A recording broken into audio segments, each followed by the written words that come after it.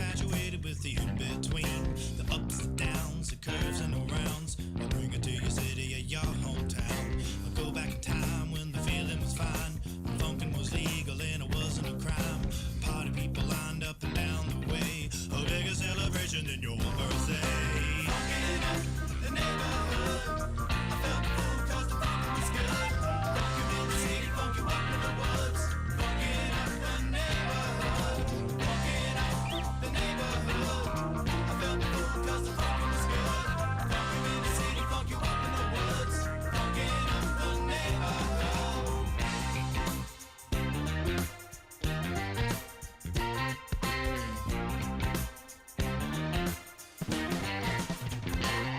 And I have seen the world pristine, funk you up in the bushes, funk you down in the trees. Now look around, all the frowns, the yellow, the white, the red and the brown. Now keep in mind, it never costs a dime, 'cause funkin' is free, I remember the time. Now look today, the streets are gray, time to take it back to yesterday.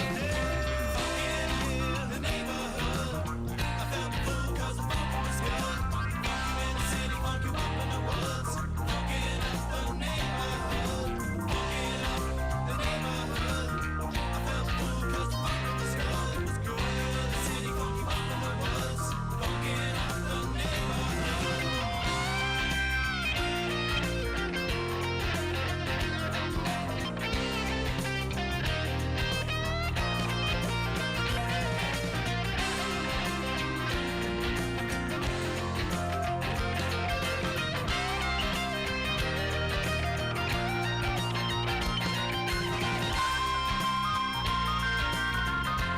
Funkin' up the neighborhood, I felt full 'cause the funkin' was good.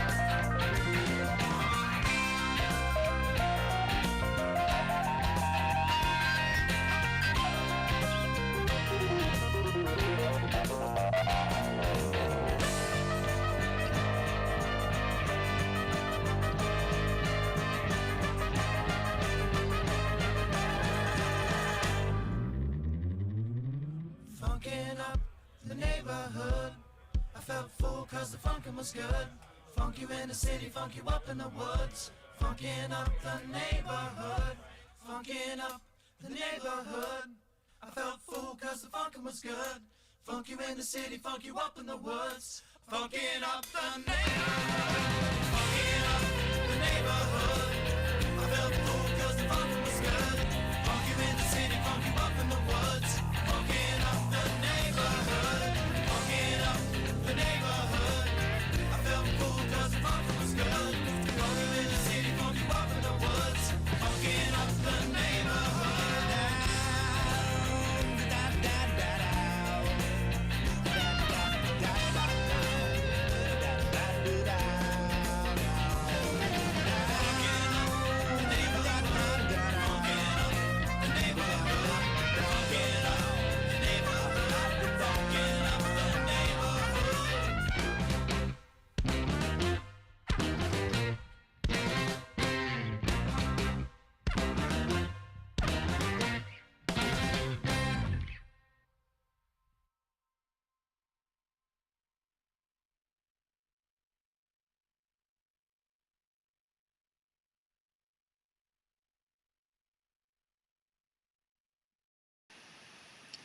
And we're live.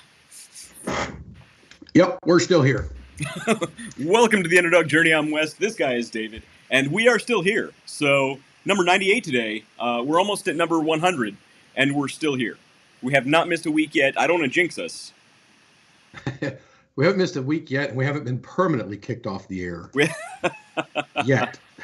Well, yet. There have been times when it's been questionable whether Facebook There's kicked some us close off calls. or it was. Yeah, there've been some close calls. But look, we're still here. Nobody has assassinated us yet. Yes. I'm looking at you, Zuckerberg. I'm looking at you. Man. Hey, you mentioned the CA controversy, and Zuckerberg's coming for you. He doesn't pull his punches. Yes. No, he doesn't. He'll take control of your laptop, as we've seen. So, David, how you been, man? And that was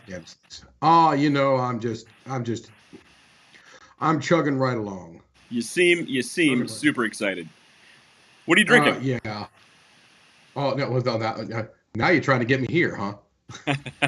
Trying to get me where I loves. There you Let's go. see. I'm trying to get my screens all set up here so I can see everything the way it's That- supposed to be. The We're over countdown here, goes we're by over quicker there. every single Well, week. last week, Yeah.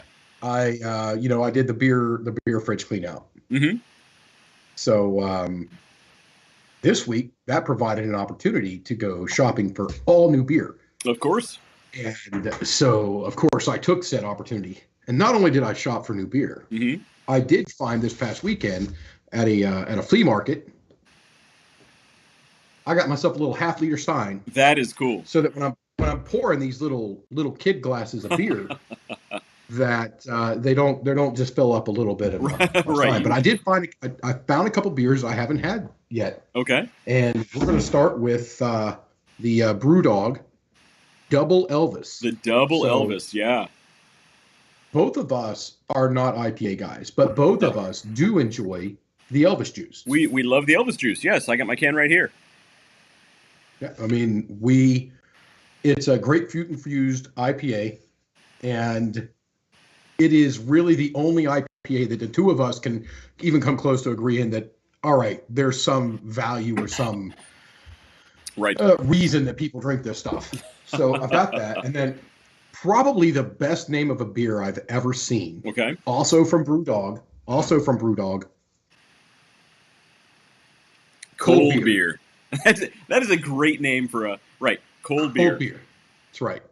Just cold beer. I mean, and it's an ale of probably a light ale. Let's take a look at the alcohol on it. It's 4.7. So yeah, it'll fall under in the outside of you Busch Latte and Miller Lights and Bud Light guys. That's a light beer. Right. You know what that reminds me of? It reminds me of like in the 80s when you'd see somebody on TV drinking a beer and it just said beer on like a white label. Yeah. Yes.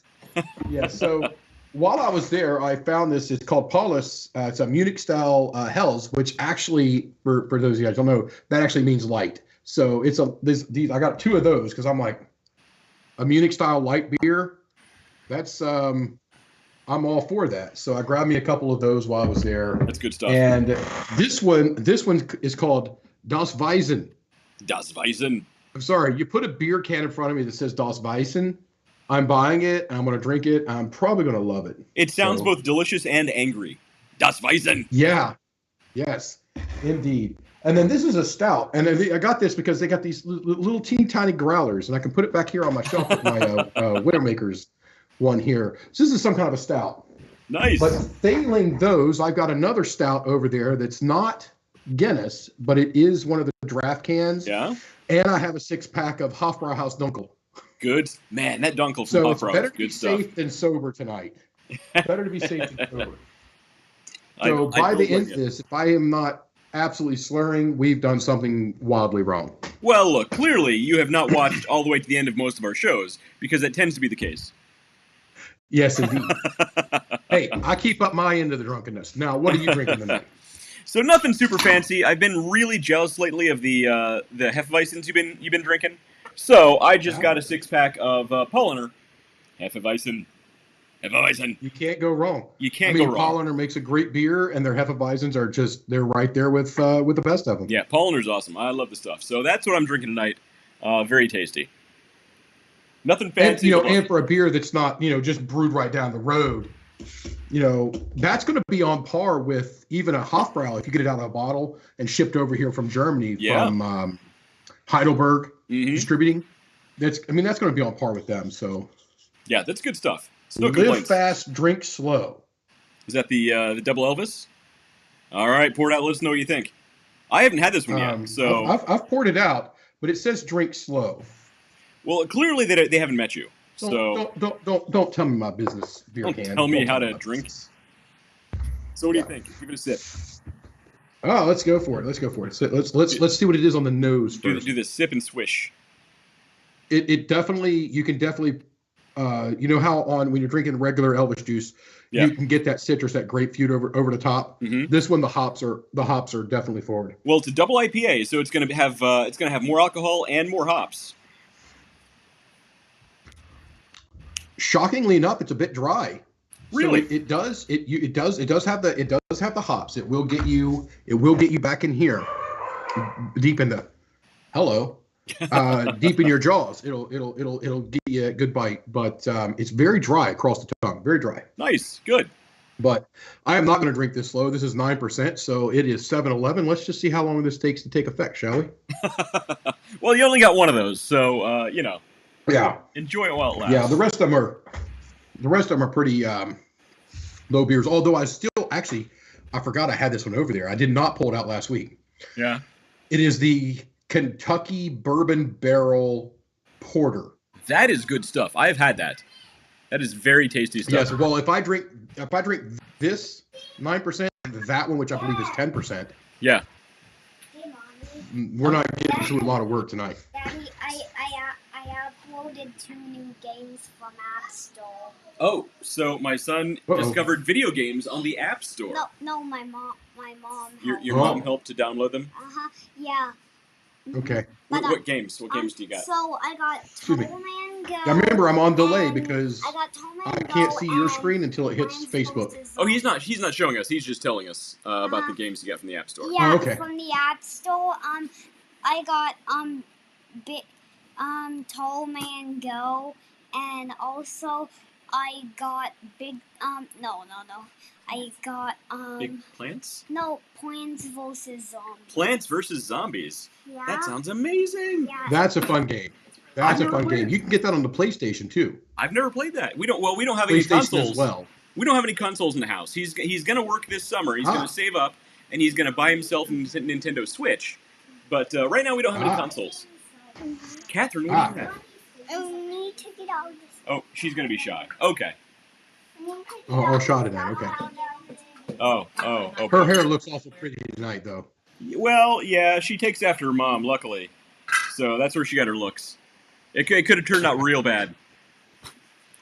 All right, so what do you got, Catherine? You have your unicorn box. It's in my unicorn lunchbox. Unicorn lunchbox. And look, Okay. Do you have a sandwich in there? no. It's empty. Hey, it's almost your birthday. How old are you going to be on your birthday? 5. You're gonna be 5. She's going to be 5. That's amazing. It's going to be so fun. Is your daddy going to buy you a car? Do you want a car for your birthday? I want a car that Uh-huh. goes without pushing it back. She wants a car that goes without pushing it back. So we might be able to make that happen. My car, sometimes you got to push it, but it's a whole different issue. All right, let's go get Nintendo. Okay. Okay, guys. I've just been practicing a long time. All right, kiddos. You'll get really fast at Plants vs. All right. Zombies. They're going to go hop in the bath. Good night, guys. No. Okay. So that was the family for the evening. Fun stuff. Yeah, they came early tonight. They need a bath, so they had a fun day of playing. This is my son's last day of school until summer break. Or last week of school before summer break, not day. Okay, I'm like, One of those. Wouldn't that make it just summer break now? Last week before summer break. Yeah. It's Okay. it's So been a while since I've been in It's school. nothing but play. It's right. Must be. You remember the good old days back when your only obligation was like just waking up in the morning? Those were some good days. Yep. You know, Yes, those. it's I remember better days. I will absolutely give you that one.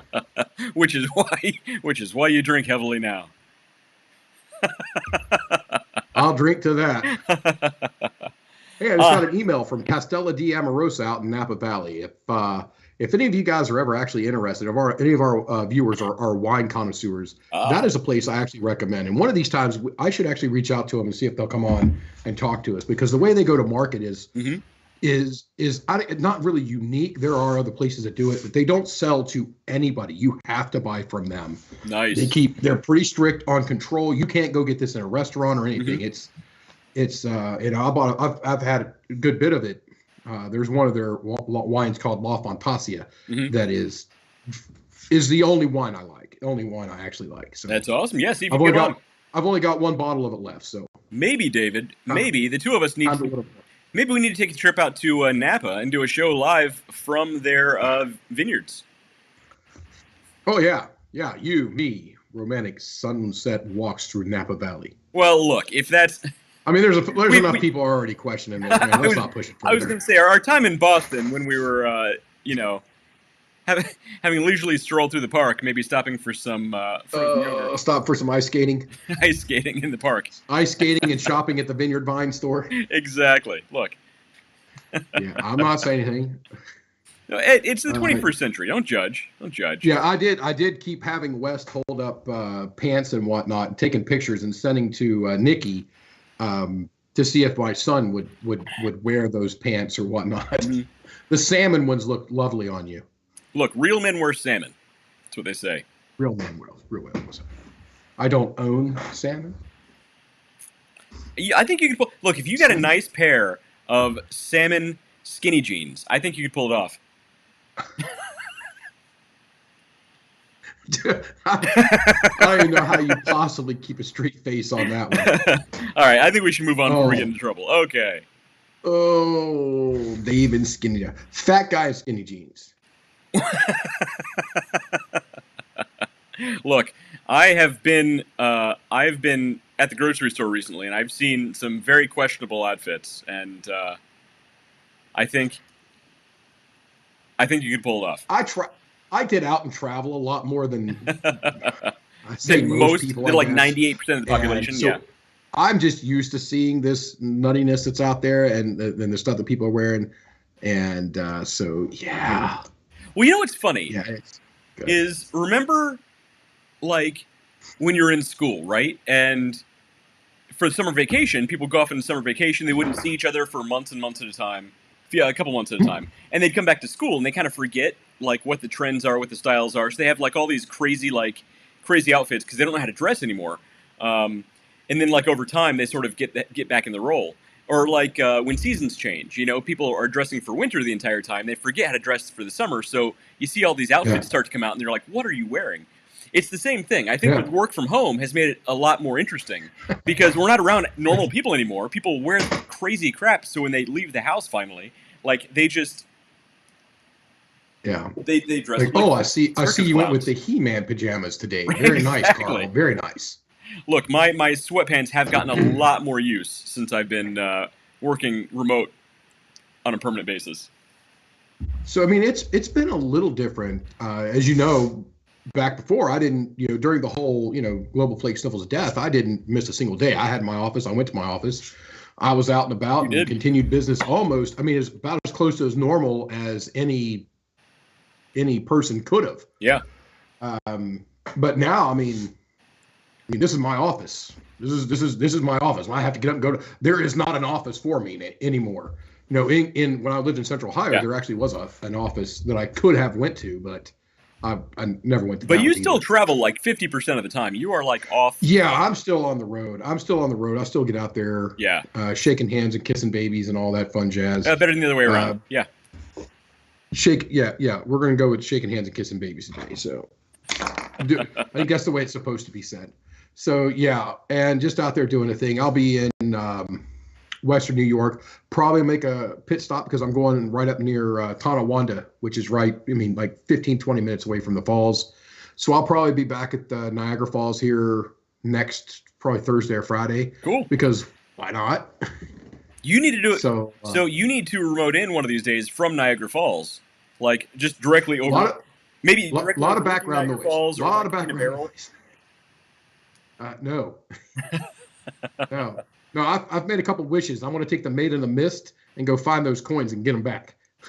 Can you imagine, like, looking underneath the falls at all the stuff that's probably sitting at the bottom of those falls? I'll bet when they turn off the falls like annually, they actually turn off a waterfall. But can you imagine the stuff they pull out of there each year whenever they turn it off to like do whatever it is they're doing? You can actually search up some of the stuff of times when they've shut the falls down. Yeah. Basically, they've done a lot of erosion prevention stuff up there as well, and that's the nerd in me has watched many educational videos, documentaries. That's the word I was looking for. Yes, David, documentaries. Documentaries. Wow, that's really hitting hard. No more double elbows for you. No, documentaries. I was just fishing for that word. And about, the falls and how they do, how much water goes over, what the erosion, the steps they're taking to keep them there so that, the erosion doesn't continue to eat back and, change the landscape there. So it's really cool. If you ever get a chance to, if anybody out there, you ever get a really chance and, you honestly have absolutely nothing else to do in your life, I recommend it. It's definitely a fun time to watch. That sounds interesting. It does. Of course it's interesting. Well, to us. And, of course, Right. the millions of people who watch us every week. Yeah. So, David, last week we spoke about the importance and the necessity, I think, of content marketing. And, I mean, it's literally, and I would fight to the death over this argument. The idea that content marketing is not only the easiest, but arguably the most important type of marketing anyone can ever do, whether it's for your business, your product, service, personal brand, anything. I mean, just hands down. I'm here to put your mind at ease that you don't have to fight to death over today. Not today. I'm gonna get those big what was that? The big like axe things that Spock and Kirk were fighting with in that one episode on Vulcan. Yeah. Look, I don't know. It's been a long day. Give me a break. Okay, so content marketing. Well, I mean, I was struggling with the word documentary, so I guess I can give you a Star Trek Batclave or whatever it is. Well, I think that's Klingon. Well, yeah, I almost said Batleth, and it's not the Batleth. That's the you're right. That's the Klingon thing. So it's Klingon. Yeah. Yes, we're nerds. If you guys haven't figured this out yet, you've got the wrong channel.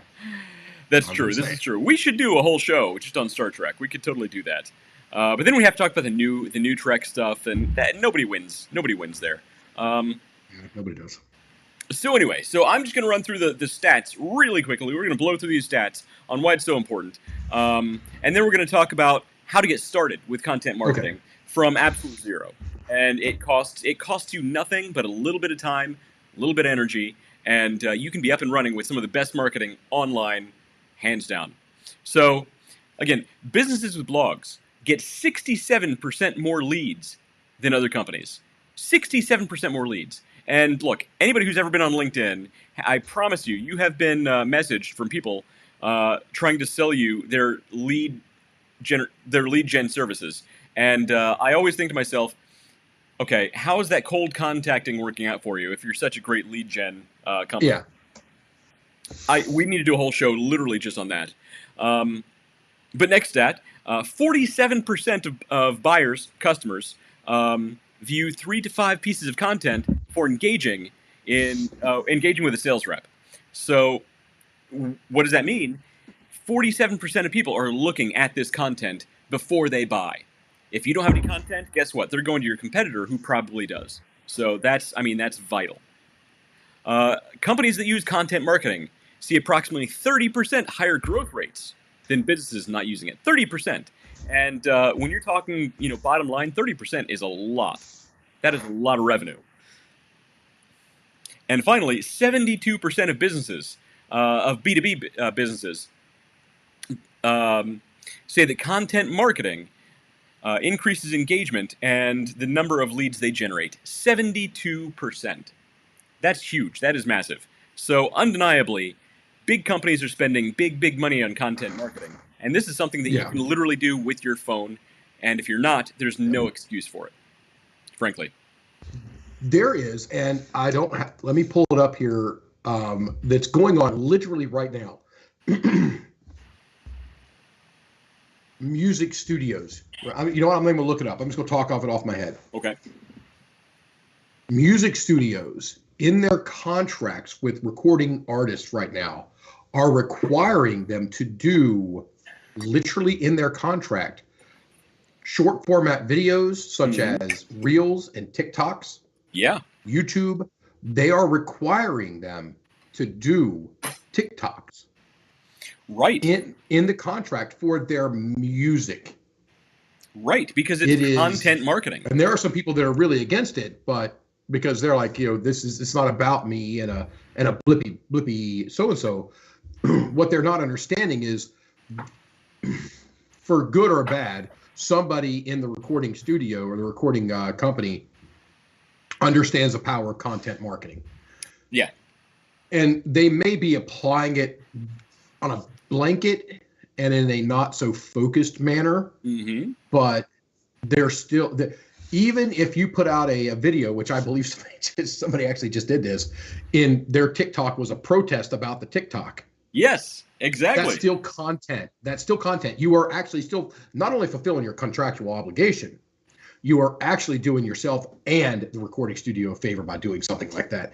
And the fact that you were the person who just did it was number one in doing it. you have increased your sales, your revenue. You have actually done everyone involved a huge favor, regardless whether you approve of doing TikToks or videos of that or not. Now, we don't do TikToks. I mean, we're not the right market, I guess. Actually, we probably could still do well. We could totally do a TikTok. And, TikTok is basically, it's short form videos. So, the videos are, what are they, 30, 60 seconds, something like that. They're very short.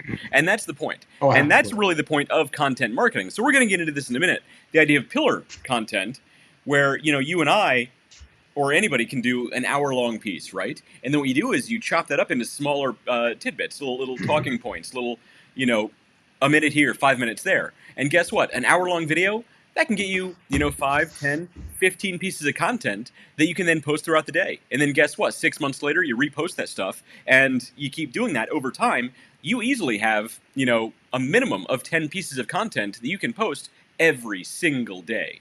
I mean, now, West, how do you keep up with when you post, what you post, and when to repost? Well, I would say you need a content calendar, which you and I have talked about in pretty great extent, and I will post a link to the content calendar that I created and I've used with my personal clients in the past. Because you're right, you need to keep track of all of this stuff. And the best thing about keeping a content calendar is you can plan ahead as far as you want. You can plan out the next year of your content. But the key is building the pillar content that you can chop up into smaller pieces of content. And that's going to make it so much easier. So let's get into how to start creating content for your content marketing. And again, big companies spend very big money doing this. David's creating a piece of content right now. Look like a selfie. Right.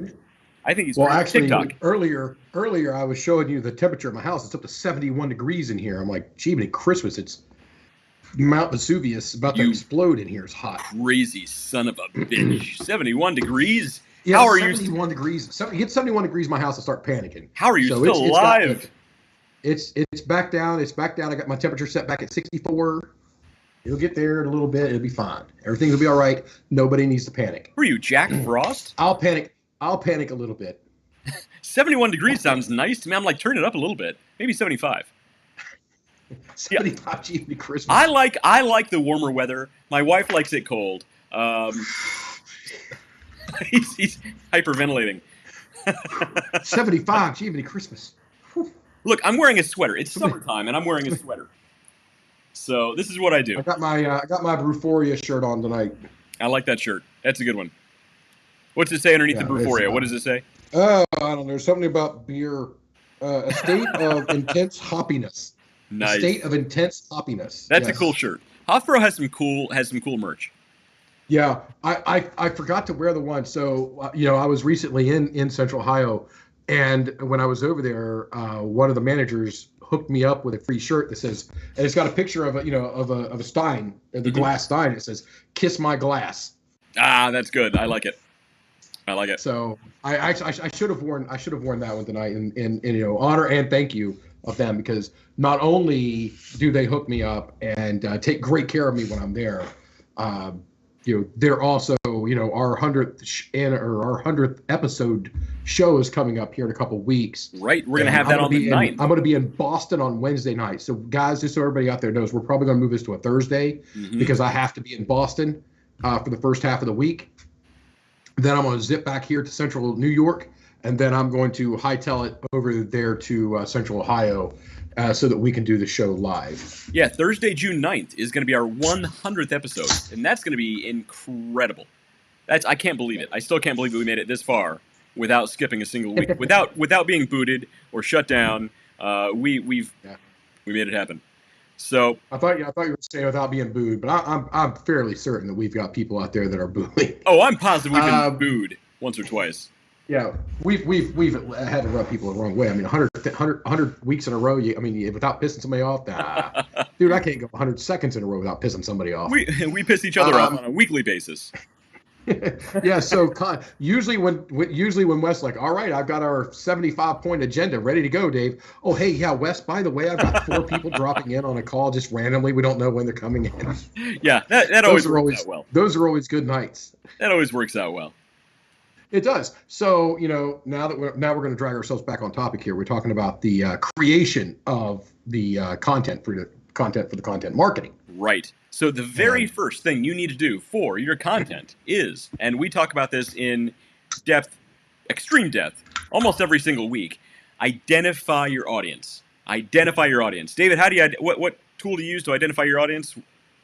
Well, you turn the beer on its side and you pour it kind of slowly. You still want to release some of the carbon dioxide. So well, you're drinking your cold beer, which is better than warm beer, I guess. This isn't Britain.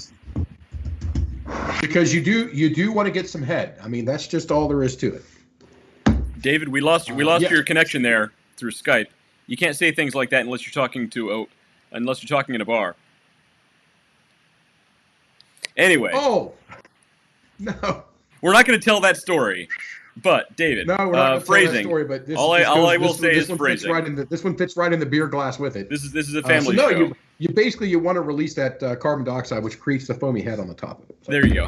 Anyway, take a sip. How is the cold beer? How is cold beer from? I don't know yet. Well, okay. So the question was, we talk ad nauseum about this, and it's building your customer profile, which is a term we use constantly as building your avatar. Your customer avatar, and knowing your customer, and I'm going to throw this on here. We're going to call it from experience. Knowing where you fit in your relationship with those customers really matters as well, because that's going to give you the angle to talk from, the perspective to talk from. Right. Oh, 100%. So creating a customer profile or a customer avatar, what that's going to allow you to do is that's going to allow you to identify exactly not just who you're speaking with, but how to speak to them, right? So I always use this analogy, and I still think it works.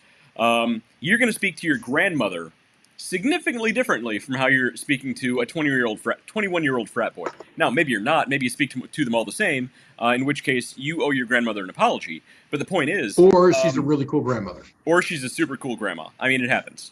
But the point is you're typically going to speak to your audience in a very specific way. And you're not going to speak to them like an audience. You're going to speak to them like an individual, right? So let's say your audience is 10,000 people. You have a really healthy 10,000 person email list or customer list or followers, whatever.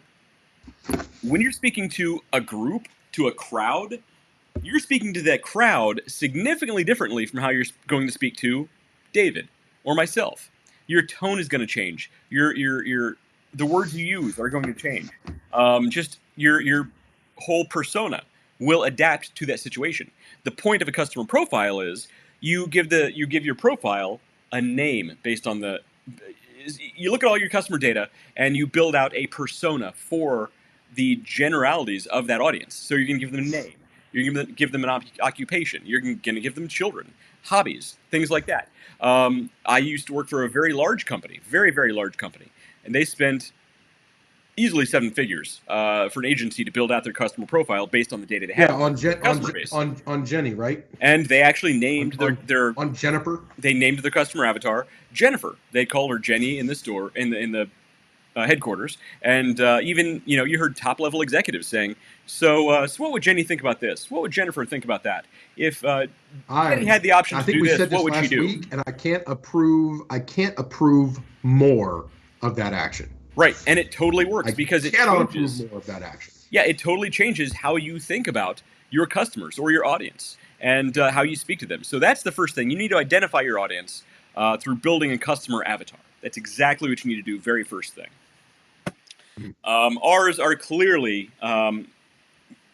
Well, we would think they're clearly middle-aged men, beer drinkers who like to listen to Metallica. However, our data would say otherwise. I have changed some things up here. What do you got? I have placed Stevie Ray Vaughan, which in my opinion is the #1 guitarist ever. Okay. And I've got Mr. Eric Clapton right here next to him. So both of those guys are Stratocaster players. Not really my style. I can't play lead for absolutely anything. But I did throw a couple new guys up here. Nice. On the, Eric Clapton, a on the nice wall. Central Ohio guy. So it's not. I mean, Metallica stayed. I mean, it's not going anywhere. Right, Metallica. Yeah. You can't go wrong there. So after you identify your audience, next thing you need to do is determine the right formats of your content. Now, format means a couple of different things. One, it means the channels, social media outlets that you're going to put content on. Is the majority of your audience going to be on Facebook? Are they going to be on Instagram? Are they going to be on TikTok? Let's say that your audience tends to be of a demographic where they might be on an alternative social media platform, whatever that happens to be. Identify your audience, then identify where they are. And part of the format is also the type of content that they absorb, which means do they tend to lean more towards video content, towards imagery, towards blog content, or even just white papers that you post on your landing page? I'm just going to throw this out here for everybody's sake. It is never, ever, ever, ever the gas station little TV monitor. I hate that thing. When you're filling up the gas, it's playing like this video, and it's trying to be all chummy with you. Yes. Like, dude, I am getting just raked over the coals right now. If I wouldn't go to jail for vandalism, I would punch this thing. I was filling up just the other day, and I saw an ad just out of the corner of my eye, and I thought literally the exact same thing. In fact, the only reason I even remembered it was the ad was for a some sort of financing company. I didn't even get the company's name, but because it was so ineffective. You're right; it's a terrible format. Yeah. But it was for... You need financing. You damn near need financing to get a full tank of and gas that's it. It was some nowadays. sort of Even financing Christmas. because it was a short video about somebody filling up their gas tank and being shocked at the prices, like complaining. They had this whole grumbly look on their face. You couldn't hear any of the audio because it's at a gas station. And, nobody's standing there watching the screen saying, oh, that's a neat ad. No. I know. I love those signs. It's like, stay outside. If you're using a hold open pump, stay out here. I'm like, nope. I go inside. I get me some Flamin' Hot Cheetos and a Mountain Dew. Actually, I don't get any of those. You're a rebel. You're a rebel, David. That's what I would do. And then I'd walk outside. Then I'm like, oh, it's still going. I get in my car where it's nice and warm, and during the winter, or the air conditioning during the summer, and that's it. David, I'm not standing there next to that thing. David. It automatically shuts off and does all of its stuff. You're a risk to public health, David. You're going to cause an explosion, and the world will come to an end. It'll be if that gas station attendant knows more than I do about the air fuel or the air mixture ratio that it needs and the static levels that has to happen in order for a fire, then by all means. No, but David. Until that day, leave me alone. Gasoline, I had a guy come out and yell at me because I was on my phone. He's like, you know what that can do? I'm like, it can order me a pizza? David, gasoline in liquid form is the most volatile compound on planet Earth. You know this as well as I do. Let's not get started. In liquid form, indeed, yes. It has nothing to do with the fumes and the concentration. No, David, no. In liquid form, gasoline is the most volatile compound on planet Earth. And you know it. Yes. There's chalkboards. There's people scratching chalkboards inside David's brain right now. Actually, they're usually they're just working overtime right now. They're usually there. I believe it. This past week, they brought on a second shift. Yeah, I didn't hear the whole stories about the other stuff yet, but I'm sure there's going to be time later. And you won't. I won't. I'll just talk about the cats. I'll like the cats in the bags, and they're just fighting each other, man.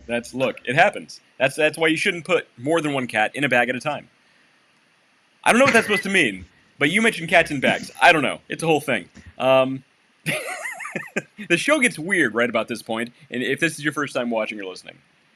Oh, that's good So- stuff right there. So the very first The thing more was you know. Ta-da-da-da. Only put one cat in a bag at a time. After school specials.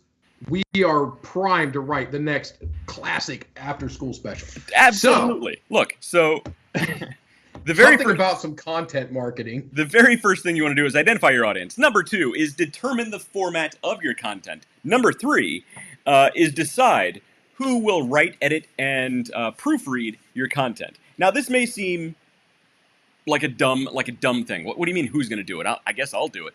Well, I mean, you can. Can you do it all? You're probably Do you not. To be honest, you're probably not the best person to do it. And right, because you could be too close for it. So there's an interesting thing that I've sort of, I don't know if I've coined the phrase, but I certainly use the phrase a lot, and I've never heard anybody else use it.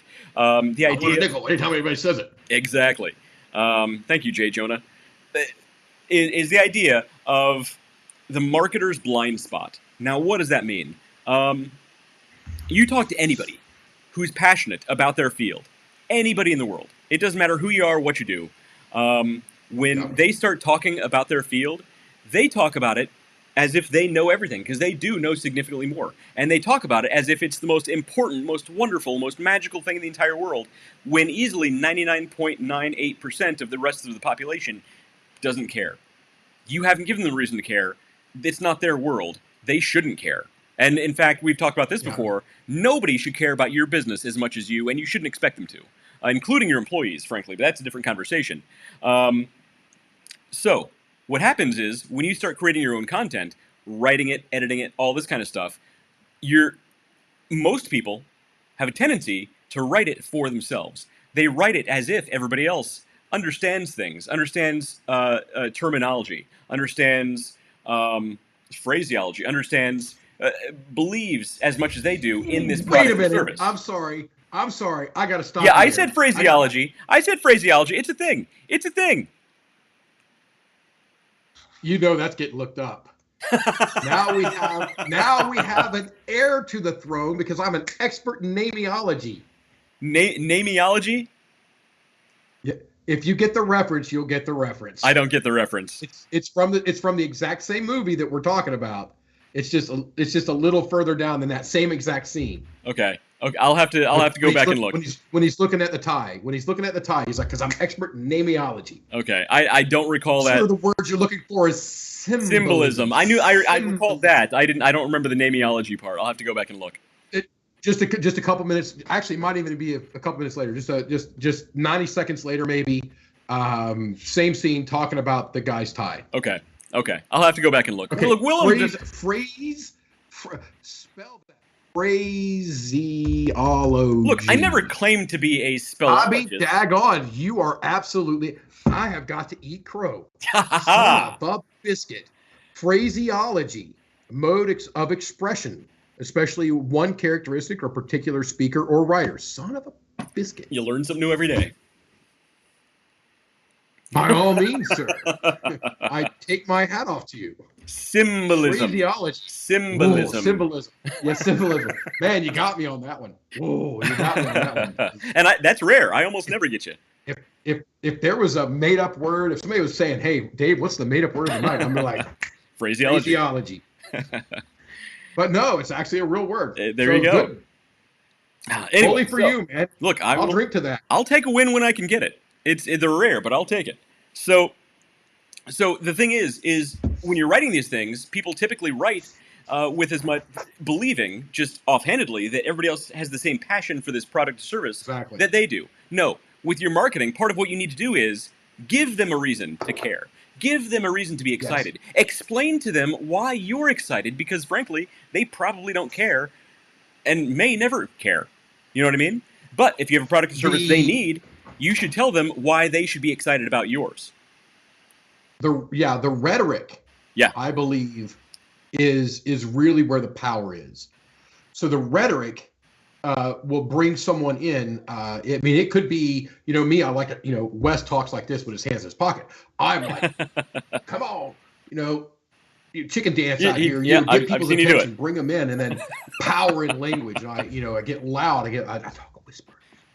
And I do these things to bring people in, so that I want them to be as intrigued or as interested in my content as I am, knowing that they're not going to be on my level of knowledge.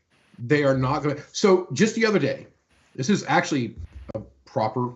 Holy crap! This is a tangent that actually ties our conversation. Yeah, this doesn't happen very often. It doesn't. Put this in the calendar. Mark it in the captain's log. So Nikki came in here the other day, and I was putting together a presentation for like 50 some odd companies that I work with, and she's looking at it, and she's like, "This is just gibberish. I have no idea. This is just absolute gibberish." So, and it's got part numbers and recs and all these things that the people who this was aimed at, they're going to read it, and they're not. It's not even going to. They don't have to translate it. It's just that's how they think. So when I wrote this presentation, I wrote this piece of content, this PowerPoint, from their point of view. So the whole thing was gauged to my avatar, which is a specific type of business of a specific size with a specific number. So not only do I do this stuff for fun and do this, I do this and use these same tactics in this. The company I work for is rather large. So and I use these same business tactics with them, and it's been in the year and a handful of months now, it's been wildly successful and very well adopted by all the companies that I work with. So using that customer avatar and talking from that point, and then aiming my stuff. I mean, it's like I guess we're going to go on a crazy tangent here. Lining up a pool shot, when you're shooting billiards, yeah. Getting everything in alignment to where you can hit one ball into another, and so on and so forth, to get the goal that you want. And it's worked out very well. So for some of you guys out there that watch this just for the pure entertainment, Prost.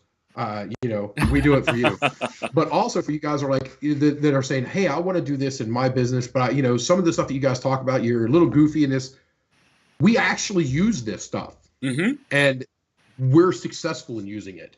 It's not because it's just us; it's because these are just some simple tactics. And I say simple, but it's not just necessarily a small business, a medium business, but I work for a Fortune 50 company. It's massive business. And guess what? It works there. And it's working very, very well. Right. So one of the things I did, and, is, this past week was our first one of these we've ever had. And it started up here in New England with me because we don't have content. And basically I looked at what I wanted to get done and how I wanted to do it. And then I said, we're talking about this on our podcast. I'm going to do it in real life. Yeah. And I put this thing together and I presented it. I mean, within minutes, within seconds of me ending basically a podcast out to the my companies.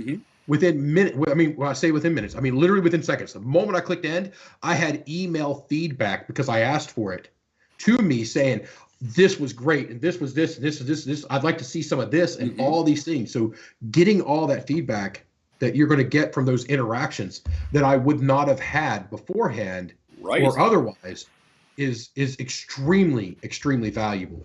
So we're talking about breaking down a piece of pillar content into 5, 10, I think you said even up to 15 pieces of content. So instead of, you guys watching this 1 hour or 1.5 hour show that we do, if we broke this down, we would actually be much wiser to do so, but we could break it down and then each group of it have a topic inside of the pillar content, and we could get focused interaction on each piece of that, and the amount of feedback that we could pull back from the audience, from you all, would just be that much more. So it's the same application to you guys, and that's really what you're trying to get, is that interaction with your customers. Absolutely. And to that point, with reposting the 5 or 10 or 15 different pieces of content that's been broken down from the pillar, you don't have to post it on the same platform. Going back to determining your format, you can take 5 minutes here, a minute here. You can take a minute, post it on YouTube as a YouTube short. You can take 90 seconds and put it on TikTok. You can take 5 minutes and post it on LinkedIn or Instagram or on IGTV. You can do all of this stuff. You need to post your stuff in multiple places, again, depending on where your audience is. And David, this isn't on the list, but I'm glad you brought up all the people who gave you interactions after the fact, like immediately after the fact, because one of the most powerful results of content marketing is building relationships, building a community with your viewers, with your audience. And a couple of weeks ago, we did talk about the importance of building a community. And this ties right back in because content marketing does exactly that. When you're speaking to the right people at the right time on the right platform, and you're speaking to them, not to an audience, you're speaking to that person through your customer avatar, they will connect to you, and they will feel more related to you as part of that community. So community building is absolutely vital, and content marketing is a huge key to making that happen. Yeah, absolutely. So that was a great point. But I'm sure he's you're not shocked. surprised I by don't that. often make great points, so when I do, it throws him off his game. But he threw me off my game with phraseology, so I owed him one. Look, somebody was using their dictionary toilet paper, so yeah, word of the day toilet paper. Nice. yeah, there you go. So the next thing is determine how you'll distribute. Now, this can mean a number of different things. Basically, how, when, and where you will be distributing the stuff. You've already decided who your customer is. You've decided what your platforms are you're going to distribute on. Now, how are you going to distribute? What's your schedule going to be like? There are third-party applications like, Hootsuite, like Sprout Social, a number of different platforms that will let you schedule all of this stuff out on a number of different platforms. Some of them are even free. You can totally do this for free. You could make a week's worth of content, have it all scheduled out on Monday, and aside from replying to comments and things like that, you don't have to do a single thing. It's all been planned out. And that's another beautiful thing. Easy, smooth sailing. About content marketing and breaking apart pillar content. You could create a pillar content last week. And over the course of the week, you can break it out into smaller pieces, schedule it all out to start deploying on Monday through, Saturday through Sunday. And your only responsibility this week is making the next week's content. You can plan 2 weeks out, 3 weeks out. And when you distribute through a third party, you can absolutely plan out as far as you want and schedule all that stuff out. So distribution is a big, big part of it. And it will really make your life a lot easier when you plan out how you're going to distribute. Yeah. One of these days we'll move out of this and move to, because this is a little bit looser of a tangent than what I did earlier, but still a lot closer than what I normally go on. But it's backlog and backlog management. So having a backlog of content that you're ready to push and scheduled works in your favor. And if any of you guys are actually out there doing business and you're operating your businesses, that you want to have a backlog of orders, and you want to have a backlog of accounts receivable. That's how many people owe you money, and all these things feed, and for those of you guys who haven't been out there and done this, that gets rid of this. The ebb and flow. Oh, I've got great content. People purchased. I fulfilled a purchase, and then I got paid for it, and then you got a drop. So it just smooths that out. It's a lot more projectable, and you can do a lot better planning off of that type of data. Yes. So having a bit of backlog is not a bad thing. So if you have a, let's just go, because everybody's like, oh, when I present this, I want to get paid. Well, to be honest, you want a 15, 30, 45 and 60 day, you don't want to go, anything past 60 days is time to really start saying, all right, I got the ball bat, I'm coming after your kneecaps. of accounts receivable. That way, it helps your cash flow, and you can project that cash flow a lot better. Your fulfillment of those items, working backwards from cash flow to now I'm providing you the product, but in order to provide you that product, now I've got to create this content, and what you're selling and how you're doing it all interacts. Now we're talking about a kind of a physical goods business there. But it is something you want to do, and it's something you can plan for, especially if you use, what was the name of the Hootsuite? There's a dozen different, there's a lot of them, but that's just one of them. Right. That you could use to plan this stuff to where you could be building content and not necessarily be presenting content. Right. That's it. Exactly. And it's really making life a lot easier. We do it on the fly every week. Pretty much. Almost 100 weeks in a row. And our wives love it. It is great. So we talked about how to distribute, how, when, to whom to distribute. Now we talk about choosing a sustainable schedule, which is, we brought it up earlier, the content marketing calendar, your social media calendar. And that is going to be absolutely vital, because what that's going to do is that's going to help you build, again, that sustainable schedule. After you've been doing this for a little while, you're going to learn how long it takes you to not only make your pillar content, but then to go through it and to break it down, to do a little bit of editing, to do some captioning, to, if you're creating blogs, how long does it take you to write a blog, to edit it, to have somebody proofread it, to eventually get it posted. So your schedule is really going to help you not be overwhelmed with feeling like you need to constantly be hammering yourself and losing sleep. Yeah, you don't want to be creating this overwhelmed content. with feelings. So it's really going to help you stop yourself from being overwhelmed, because it's very, very easy to get into this mode of, I constantly have to be going, I constantly have to be creating, and I just can't stop. No, when you have a schedule that plans it all out. On that note. Yeah. On that note, that's a great. I'm going to interrupt you here on this one. This is a bit of a tangent, but it's a very important one. Okay. I have found myself here more and more recently talking with people who I get emails from all hours of the night. I'll come down here, and this past week, 10 o'clock. I mean, odds are I'm sitting down here doing something for work. Mm-hmm. Almost consistently doing something. And I haven't been taking my own advice as much. But I was on the phone with somebody the other day, and they're saying, if I do this and do this, I can get caught up. And I had to stop them. I had to say, look here. There's actually no such thing as caught up. Mm-hmm. It doesn't happen. You have to put your limits on your business. Otherwise, and this is a dangerous thing to say, because we're all encouraging you, hey, you have to keep it in its box, because the business, I've said this before, the business's sole purpose is to conduct business. Right.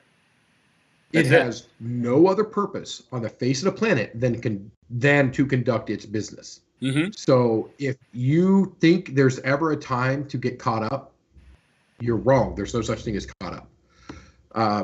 If you want to be in the 100 percentile, guess what? There's no such thing as the 100 percentile. It doesn't exist.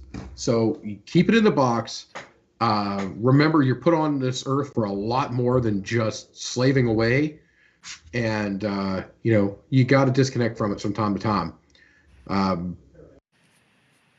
But mind you, nobody's going to love your business like you. So it's a, hey, Dave, you're talking out both sides of your mouth. You're absolutely right. Mm-hmm. You're going to have to put a lot of work and hard work into it, especially in the beginning. But then you really have to keep control of it, or the business will control you, and you don't want that. Yeah, and you know what? You'll get burnout. And you won't love what you're doing. And, we all want to love what we do, right? Mm-hmm. Oh, and you know what? Creating that content calendar, that content schedule is really going to help with that too, because let's say you want to take a month. Let's say you want to take a month off. Guess what? You can plan ahead for that. If you have your schedule and your calendar planned out, you can plan all that ahead of time. You can have it all, as we said, through distribution channels. You can have it all scheduled to go out without you even being there. You can step away for a month at a time, and now you can run off on a whirlwind vacation with me to the U.S. Virgin Islands for a month, and your channel, your business, your business never knows a thing. Your customers never know a thing. It's true. Actually, as you're watching and listening to this right now, David and I are actually on a pleasure cruise right now. We're actually off in the Caribbean somewhere, drinking Mai Tais, having cigars. So again, there have been some questionable vacation. I'm just going to go trips with that your we've taken. terminology of pleasure cruise. Maybe I shouldn't have said pleasure cruise. We're off on a manly beer drinking, If we're on a- cigar smoking. We're on a crap pleasure talking cruise in the back of a bus. No comment. I got no comments. I'm going to say, okay, so let's get back on topic here. It's getting weird. It's getting weird. I'm sorry. There was a topic that included a pleasure bus. Yeah. Okay. Yes. Okay. We're getting ready to move into best practices. Yes. So we've kind of been through best practices on here, but it kind of goes without saying. The point of following best practices is not necessarily like one of the key things, but it's always something you want to keep in the back of your head. You always want to create content that your customers are going to be interested in. And that involves a lot of test and learn. Again, as we've said, nobody cares about your business, your product or service the way that you do. Part of that means understanding what your audience is actually interested in. So you need to stay away from very specific jargon unless you know that your audience knows what that means. You want to stay away from... Oh, okay. Right. You want to stay away from using specific phraseology unless you know that your audience already understands what you're trying to say. In addition, you should include things like how-to advice. You should include things that are going to get your customers and your audience excited, as excited, if not more, than you are. Again, they're viewing your content for a reason. Part of that reason likely is that they're interested in your product or service, and it's your job to follow best practices of marketing in general to get them as excited about that product or service as you are. Why are you better than your competitor? Because they don't know and they probably don't care. They're going to follow the best price. They're going to follow the content. They're going to follow social proof as far as determining where they're going to spend their money. It is your job to tell them why you are the best option in that case. I worked phraseology one more time. So you got phraseology. That's why I was like, oh, he's just driving it home here. When I took the knife out, I'm like, oh, he's got me right there. Before you look that up, we should have taken the fact that that's a word. I've got to find a way to work this into my next cast for work. So I do my cast now on Mondays. Next week, Tuesday, because it's Memorial Day. So I'll be doing my cast on Tuesday. I'm going to find a way to work the word phraseology into my cast out to my companies. I want to hear the story on that. It's going to be. I'll send you the invite. You can set in 3 p.m. to 4 p.m. on Mondays. Nice. There you go. That's funny. It'll be good. So it's before you looked that word up, we should have taken a bet, and I should have seen how much I could have gotten out of you on that one. You soaked me pretty good. I gotta tell you. Although usually I do restrict. For those of you guys who don't know me, I usually restrict bets to the gentlemanly $1. Just because it's more about being right than the monetary value. Exactly. Which goes against tons and tons of stuff that I try to preach. One of my number one sayings is there's a lot of the time when it's better to be quiet than right. I know you're wrong. I'm not going to argue with you. Whatever you say is right, it's fine. It's okay. It doesn't impact me. Even if it does impact me, I'm not going to let it impact me greatly. Be wrong. I've got no problem with it. It's better to be quiet than right. But there are some things. Sometimes you just get great pleasure. Shut on. Yeah, sometimes you just have to, just because either rubs you the wrong way or you just want the satisfaction of saying, in your face. Yeah, in your face, in your Facebook. Exactly. There you go, in your Facebook.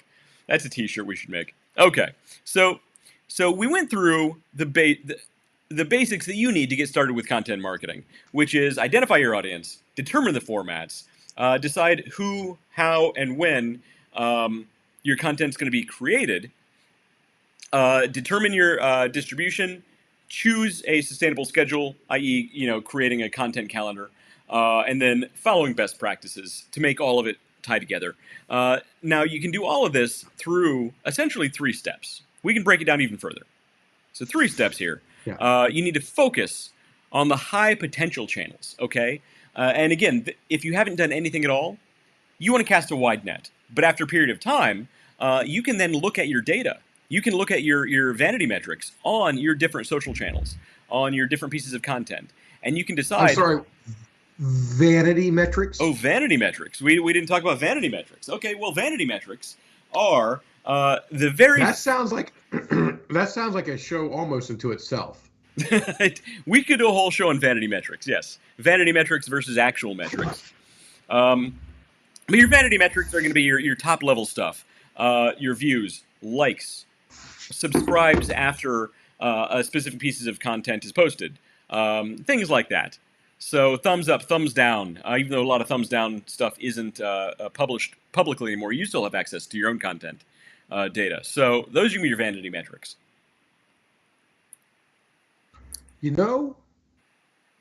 Our show this week has a ton less interaction than we had last week. It does. It does, David. We've had some people rolling in and out of the show.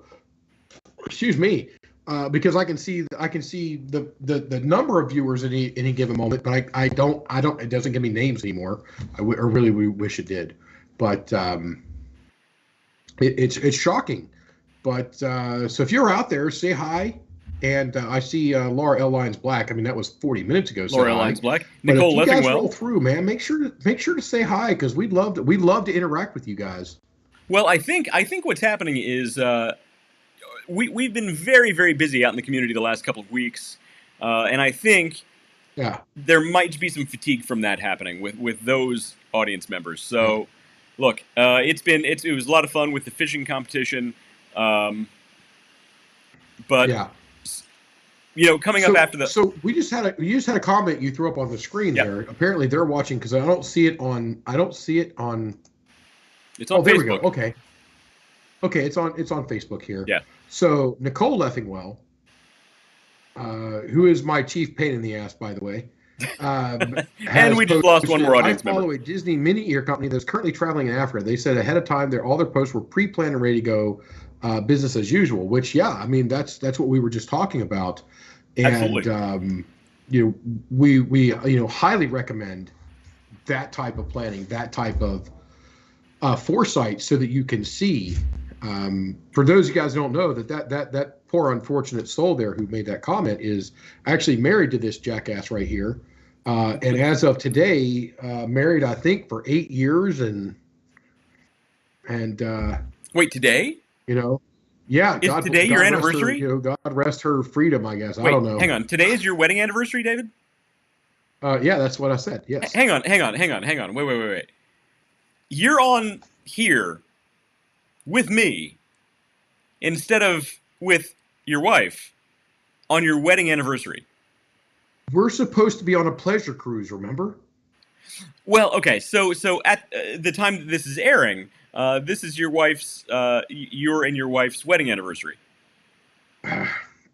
Yes. Okay, so first of all, Nikki, if you're still watching, after that, I have to apologize. I didn't know it was your wedding anniversary. Had I known, I would have made sure that your loving husband was paying more attention to you. David, you're a terrible. She's right there. She's right there. I can see her. I can even pat her on the head from here. It's all fine. Oh, David. If I get too close to her, she might stab me. So, it's a respectful distance. That's true. I can totally relate to that. That's true. My current wife gets a little stabby now and then too. Oh, typically, shit, she's coming in here. Uh-oh. She heard me. Wait, she's doing hand gestures. We're listening. Oh, you're listening. We're conversing. We're spending time together. Oh, yeah. She says, we're conversing. We're spending time together. It's all good. All right, Nikki, look, I'm okay, if you're okay with it. So, Of course she's okay with it. Have you seen me? Look at It's this. true. David, when you said she She's was... not going to do anything to risk this. When you said that she was giving you hand gestures, I was thinking to myself, I can think of a couple of hand gestures she was probably giving you. Yeah. Well, I mean, those are for off the air, I guess. So, Oh, yeah. no. She, Okay. She, just in case I die under mysterious causes, it's not mysterious. She stabbed me. I believe it. I believe it. All Oh, right. and just for the record, I've earned every bit of it. Well, haven't we all? Haven't we all?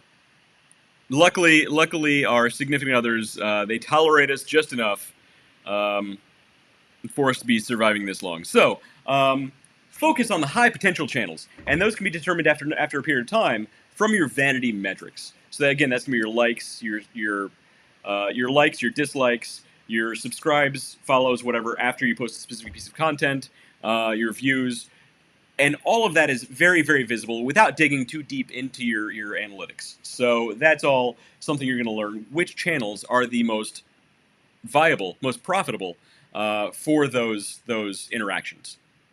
Number 2 is craft your copy or your content in general to fit the channel, right? So when you're creating your pillar content, make sure that the stuff that you're creating is appropriate for if the majority of your content, your smaller content is going to be video related, or pictures, or again blog content that can then be broken down into smaller chunks and posted here and there.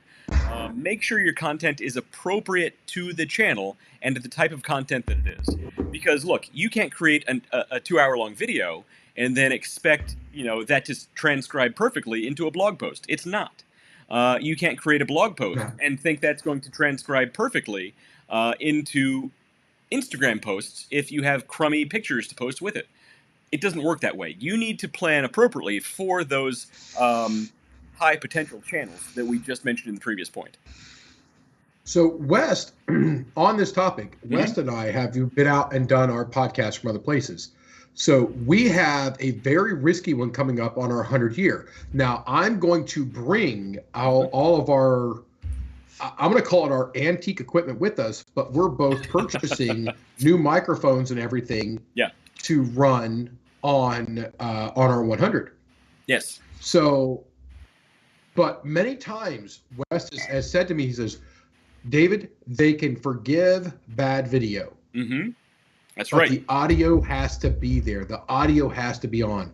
And we've struggled with that. So we don't always care so much. Like if I happen to freeze, that's okay as long as the audio still comes through. That's right. We care because of how the way it's perceived by the viewers. Mm-hmm. That's what we go by. That's not necessarily the vanity metrics, but it's the response over the overall of even video content. Yes. But if you are an Instagrammer or a TikToker, guess what? That video better be on point. That video better be clear. It better not leave the person to guess what is going on or what part they should be focusing on. Right. And so the quality of your content, the quality is going to be one of the two sides of the coin that really drive home the success of your marketing. So two sides of the coin of your content marketing are going to be the quality. Other side, guess what? The quantity. So that could be a whole show just on its own. Yes. But the quality, you're right. It needs to be on point. And in general, like you said, people will, forgive bad video as long as there's good audio. But still, appropriate for the channel. If you're on YouTube, if you're on TikTok, whatever, you want good video because people will, they will judge you. It's just how it is. It's just the nature of the beast. So the 3 steps to break it all down. 1, we had focus on the high potential channels, followed by craft your content appropriate to that channel. And then here's the 3rd one that drives it all home and makes it all work, which is test and modify your approach. Because at first, you won't have the data available to really optimize that content in those channels. But after a period of time, guess what? You've done a couple of things. You've learned a couple of things. Now it's time to test and learn. What does that mean? That means doing something different with your video. That means switching up your type of content a little bit. Maybe have it less like our first episode, which was very cut and dry. Introduce some alcohol, maybe. Make it a little more fun. Make it more conversational. And guess what? When you get the results back, you can say which performed better. Okay, this one, I'll go with that. Now that this one worked, you can branch off and test something else, and then test something else, and then test something else. And what that is it refines your content over time.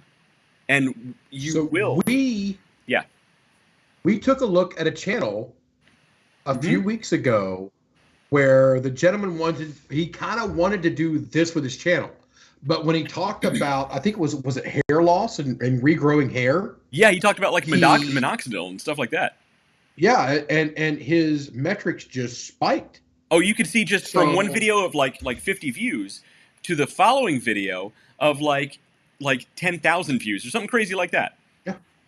Yeah. And I mean, don't get me wrong, his content, I want to make sure I phrase this right. His quality of content, as far as the video quality, audio quality, all that, none of that changed outside of the box, right? It all stayed the same. It was the quality of content of what people were wanting and what was connecting and resonating with his viewership. Right. And you saw him continue to He pushes test. that. Mm-hmm. Yeah. So he would go back. We went through his videos and we went through and we said, all right, then he did back to this, and then he tried this, and they were all flops. He got 7 views, he got 15 views. And then he was like, all right, I guess I'll try this again. And he got, multiple thousands of views again on his YouTube channel from this topic. Still, as far as it's tough to say the word quality of content, because quality content can mean the quality of the video signal, the audio signal, the lighting, the script, all of these things. Right. Or it can mean the quality of the topic that resonates with that audience viewership. Yeah, you're right. So it's tough, but when all else is equal and the quality, video, audio, lighting, all that stuff is all equal, and then the quality of his content is different. The other side of the quality coin that I just explained being this is the topic. This is the box that resonated with his viewership. That's where you get it. So even earlier today, I'm talking with Nikki over there, hashtag current wife. The pain in my ass? No, I'm the pain in her ass. Okay. There you go. That it with her, she was writing a thing up because she's doing a travel agency thing now. Oh yeah. And she's writing a basically a synopsis about herself. And I took it. I said, hey, you send this to me? Do you want me to wordsmith it? And it went. She's like, what the hell do you mean wordsmith? I was like, it's kind of what I do. It's how you take something and spin it to get it into who you're talking to. So what she wrote wasn't wrong, but we're trying to resonate with this demographic. We're trying to resonate with this box. So we want to talk to that box. Yeah. But we want to talk to you about that person through you in those people in that box. So I'm going to be spending, a couple hours tonight, kind of just hammering down some words and putting putting Nikki in the box. And, that's, I think, is going to go well, and it'll show, because she has the skills and all the other things to do it. But, here's a great thing. This is, I say it's a great thing, but it's absolute terrible. It's probably one of the worst things that we are true of. West, you're not very good at driving. I'm not very good at lots of things. You are not very good at keeping agendas short and with too few bullet points. This is true. That's my weak point. You are not good at helping me pick up chicks randomly at bars. All right? You are not good at phraseology, David. Yes. Well, I get it. But the point of the matter is, if I change those around and say, West, I love your sense of style. You actually walk out in public and you look like you know what you're doing. West, whenever you use words like phraseology, you really present yourself well, and you show that you have a good grasp of the situation. West, I love the way that you mow your yard. It gives me great angles, and it makes the whole neighborhood look better. I said 3 things on 2 different sides. You're right. Which one of them made you feel more uncomfortable? Yeah, absolutely. You're totally right. The fact that we are ingrained to not feel good about praise on ourselves is, in my opinion, absolutely catastrophic. It is.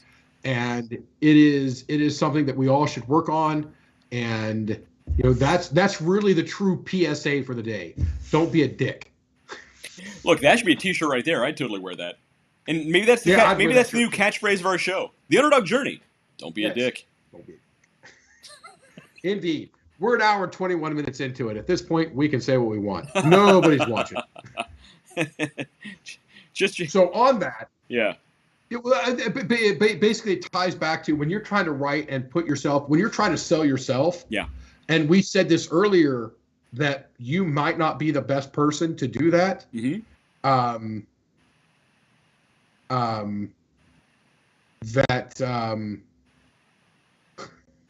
I just got flagged on something else.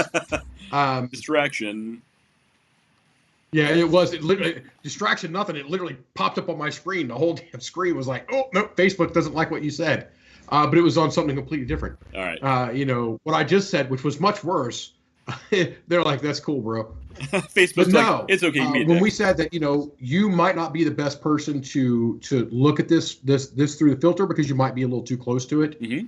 It kind of feeds back to that is, sometimes if you're trying to push and promote yourself, and if you are the product, then you might want to have somebody else take a look at your copy before you present it, because you're going to help avoid the business jargon, mm-hmm. and you may be selling yourself short, and you don't want to do either one of those 2 things. You're right. So that's the tie-in that I was trying to get back to, and I think we've wrapped that up. I think next week we'll be into the social media aspect of it. So this one agenda that West is so great at writing gave us 3 weeks of content. Look, I can write an agenda. That's what I'm trying to say. Yes. So next week we actually have a real life Disney Imagineer joining us. So that'll be fun. Yeah, so that'll be fun. I am stoked. If there were a job that not under current leadership, I'm sorry, but my thoughts and my thoughts and prayers to all of those guys, all those people down there, and worldwide working for the Mr. Paycheck himself. I couldn't do it, but if there were a job that I would think I would leave the life safety industry to do, an Imagineer for Disney would. Right. That's kind of the one. That's the one that I would like. All right. Yeah. So I can go beat me at this one. So this guy builds practical effects. He doesn't do like CG stuff. He actually builds and sculpts and molds practical effects. Cool. And he's worked on some really big like blockbuster films. He worked on Men in Black, Stargate, Hook, and currently he's an Imagineer, so he works on stuff for the parks. And this guy's skills are like legitimately good. He's amazing. So looking forward to having him on next week. So next week, I'm hoping to be here. It all depends on how my meeting goes. I might actually be in the southern tier of New York, or might try to sneak up to Buffalo. I don't know. Probably Buffalo because they're the Hofbräu House. But I'm hoping to be back here so I can do the podcast from my normal chair. But the week after that, I'll definitely be in Boston on Wednesday, which we're moving to Thursday, and I'll be coming to you live from the Hofbräu House, Columbus. For number 100. Right next door.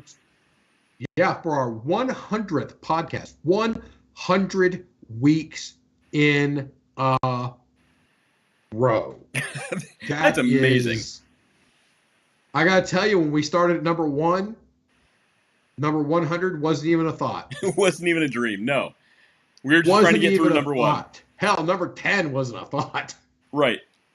And, then one year came and went, And unlike a television series who goes out for 22 to 24 of those weeks, we don't. It's straight through. Mm-hmm. So it's been a journey. Definitely a journey. The Underdog Journey. And I can't wait. Yeah, I can't wait. So we've only got 2 weeks. So we got next week. We've got the Imagineer. the Imagineer coming on, which is going to be a great show. I have no idea. I haven't got to talk to this guy or meet this guy, but I know I'm going to have to keep my nerdiness under control, because he has a job that that I'm like, all right, if there was something to tempt me away from what I'm doing now, that's It's that's pretty the cool. one. So Yeah. It'd be a pretty cool thing to do. So I can't wait for that. But until then, I've been Wes. This guy's been David. I've been Dave. This has been our beer. And we'll see you next time. Oh, wait. But wait, there's more. Quick beer review. Beer review? I did Okay. tell you guys about the Elvis Elvis juice, or the Elvis double Elvis. Holy crap. A little dry. I prefer the Elvis juice, definitely. Okay. It is. How was your cold beer? The Brewdog cold beer was, at best, it really tasted like it was a literally watered down IPA. Really? That's So interesting. I wouldn't have expected that. Hops, and then it literally washed to water. So it was a very strange beer to drink. Some people are going to absolutely love it. Yeah. This is not one of them. The Springdale Das Weissen. Das Weizen.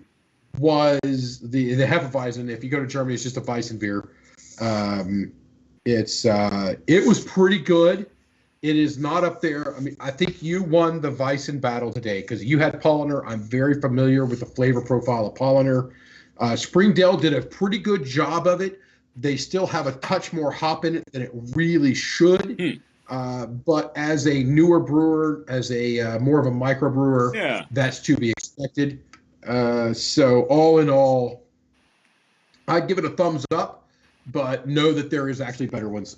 Okay, so good to know. I did not get completely fet snickered tonight, so that's a good thing for everybody. That is probably good. Yes, look, I've been there, you've been there, we've all been there, but luckily tonight we made it through without too many slurs. I think we're good.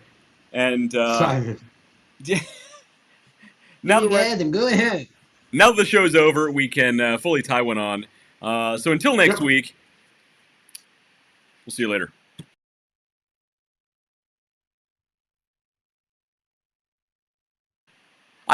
I'll say it again. I've been West, this guy's been David, and this is the second time for the night we're ending the show.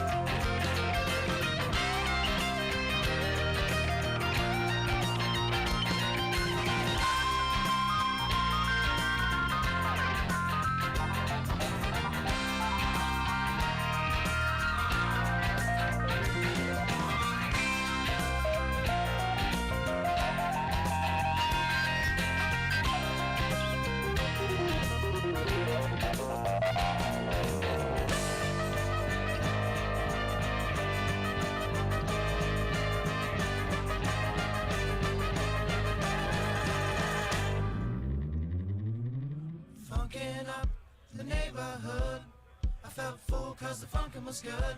Funk you in the city, funk you up in the woods. Funkin' up the neighborhood. Funkin' up the neighborhood. I felt fool cause the funkin' was good. Funk you in the city, funk you up in the woods. Funkin' up the neighborhood.